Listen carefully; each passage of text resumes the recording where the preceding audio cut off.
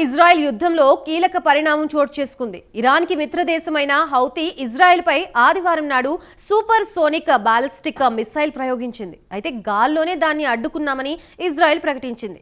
Houthi ప్రయోగించిన క్షిపణి దాడిలో 9 మంది గాయపడ్డారు. ఓ పెద్ద సిమెంట్ ఫ్యాక్టరీ ధ్వంసమైంది. దీనిపై ఇజ్రాయెల్ ప్రధానమంత్రి మండిపడుతున్నారు. భారీ మూల్యాన్ని హౌతీ చెల్లించుకోవాల్సి వస్తుందని హెచ్చరించారు. తాజా పరిణామాలపై ప్రత్యేక కథనంలో మరింత సమాచారం తెలుసుకుందాం.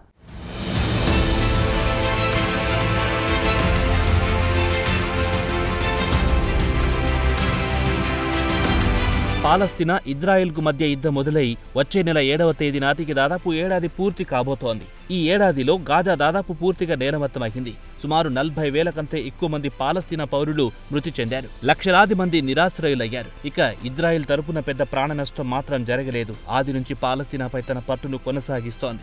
పాలస్తీనాకు ఇటు ఇరాన్, యమన్, లెబనాన్తో పాటు పలు ముస్లిం దేశాలు మద్దతు పలుకుతున్నాయి. తాజాగా ఆదివారం నాడు ఇరాన్కు మిత్రదేశమైన హౌతీ కొత్త హైపర్సోనిక్ బ్లాస్టిక్ మిసైల్ను ఇజ్రాయెల్పై ప్రయోగించింది. ఈ మిసైల్ 2040 కిలోమీటర్ల దూరాన్ని కేవలం 11.5 నిమిషాలు ప్రయాణించి టెల్ అవీవ్పై పడింది.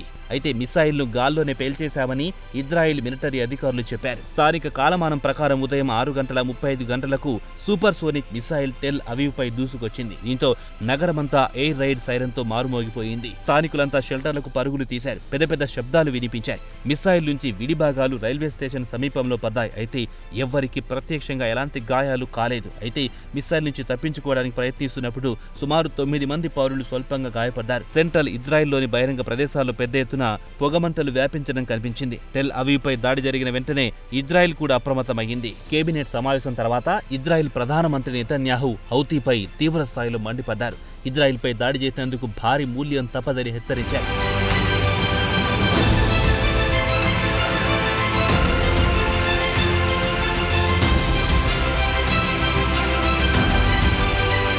తమను అనవసరంగా కెలికారు. ఈ ఏడాది జూలైలో కూడా యెమెన్ ఇజ్రాయెల్పై డ్రోన్ల వర్షం కురిపించింది. గాజాపై ఇజ్రాయెల్ యుద్ధం ప్రకటించిన తర్వాత పాలస్తీనాకు మద్దతుగా ఇటు ఇరాన్, అటు యెమెన్ మిలిటెంట్లు ఇజ్రాయెల్పై డ్రోన్లతో తరచూ దాడులతో తలపడుతున్నాయి. కాగా ఈ ఏడాది జూలైలో హౌతీ రెబల్స్ ప్రయోగించిన క్షిపణి దాడిలో టెల్ అవీవ్లో ఓ వ్యక్తి చనిపోగా 4 వ్యక్తులు గాయపడ్డారు. దీనికి బదులుగా ఇజ్రాయెల్ హౌతీ మిలిటరీని టార్గెట్ చేసుకుని పోర్ట్ ఆఫ్ హోడియో పోర్టుపై దాడి చేసి 6 వ్యక్తులు చనిపోగా మరో 80 మంది వరకు గాయపడ్డారు. గతంలో హౌతీ రెబల్స్ ప్రయోగించిన మిసైల్ ఇజ్రాయెల్ ఎయిర్ స్పేస్ లో పెద్ద ప్రభావం చూపించలేదు. ఈ ఏడాది మార్చిలో ప్రయోగించిన క్షిపణి ఇజ్రాయెల్ రెడ్ సీ పోర్టు వద్ద పడింది. ఇజ్రాయెల్ కు పెద్ద నష్టమేమీ కలిగించలేకపోయింది. ఇక హమాస్ ఇజ్రాయెల్ యుద్ధం మొదలై వచ్చే నెల 7వ తేదీ నాటికి ఏడాది కావస్తున్న క్రమంలో ఇజ్రాయెల్పై పెద్ద ఎత్తున దాడులు చేస్తామని హౌతీ అధికార ప్రతినిధి సారియా చెప్పారు. హౌతీ మీడియా చీఫ్ నాసరుద్దీన్ అమీరీ ఆదివారం నాడు ఎక్స్లో స్పందించారు. సుమారు 20 మిసైల్స్ లక్ష్యాన్ని చేరుకోలేకపోయాయి. చివరికి సూపర్ సోనిక్ బాలిస్టిక్ మిసైల్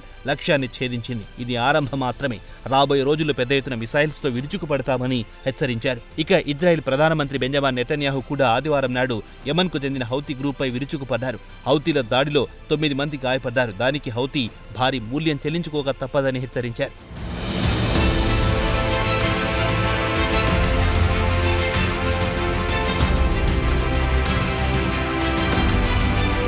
ఆదివారం నాడు ఆయన కేబినెట్ సమావేశంలో మాట్లాడుతూ ఈ రోజు ఉదయం హౌతీలు surface to surface missile Yemen భూభాగం నుంచి మనపై ప్రయోగించారు. దీనికి వారు గుర్తించుకోవాల్సింది తాము భారీ ఛార్జ్ వసూలు చేస్తామని, తమకు హాని తలపెట్టాలనుకుంటే మాత్రం భారీ మూల్యం చెల్లించక తప్పదని ఆయన కేబినెట్ సమావేశంలో హెచ్చరించారని ప్రధానమంత్రి కార్యాలయం విడుదల చేసిన ప్రకటనలో పేర్కొంది. తమను అనవసరంగా పోర్ట్ ఆఫ్ ఆల్ హుదైదాకు ఆహ్వానించారు. ఏడాది జూలైలో తమ దేశంపై దాడి చేసిన వెంటనే ఇజ్రాయెల్ క్షణం ఆలస్యం చేయకుండా యెమెనీ నగరంపై యుద్ధ విమానాలు బాంబుల వర్షం కురిపించిన విషయాన్ని ఈ సందర్భంగా నెతన్యాహు గుర్తు చేశారు. కాగా హౌతీ మిసైల్ టెల్ అవీవ్లోని బెన్ గురియా ఎయిర్పోర్టు సమీపంలో బహిరంగ ప్రదేశంలో పడింది. ఇజ్రాయెల్ మిలిటరీ అధికారులు అడ్డుకోవడానికి ప్రయత్నించినా చివరికి ఎయిర్పోర్టు సమీపంలో పడింది. మిలిటరీ అధికారులు స్థానిక మీడియా సమాచారం ప్రకారం హౌతీ దాడిలో 9 మంది గాయపడగా పలుచోట్ల రాకెట్ విడిభాగాలు పడి మంటలంటుకున్నాయని, ఓ పెద్ద సిమెంట్ ఫ్యాక్టరీ పూర్తిగా దగ్ధమైందని తెలిపింది. కాగా ఎయిర్ ఫోర్స్ విచారణలో ఇజ్రాయెల్ ఎయిర్ డిఫెన్స్ సిస్టమ్ ద్వారా హౌతీ ప్రయోగించిన మిసైల్ను అడ్డుకోవడానికి ప్రయత్నించినా పూర్తిగా ధ్వంసం చేయలేకపోయిందని ఇజ్రాయెల్ ఛానల్ 12 వెల్లడించింది. హౌతీ రెబల్స్ పాలస్తీనాకు మద్దతుగా రంగంలో దిగింది. ప్రధానంగా ఇజ్రాయెల్కు చెందిన ఓడలను ఎర్ర సముద్రం గుండా ఇజ్రాయెల్ వెళ్లే పెద్ద పెద్ద ఓడలను రెడ్ సీతో పాటు గల్ఫ్ ఆఫ్ ఎడెన్లో మిసైల్స్, డ్రోన్ల ద్వారా అడ్డుకుంటున్నాయి. మరి హౌతీపై ఇజ్రాయెల్ ఏ రూపంలో ప్రతీకారం చూపుతుందో వేచి చూడాల్సిందే.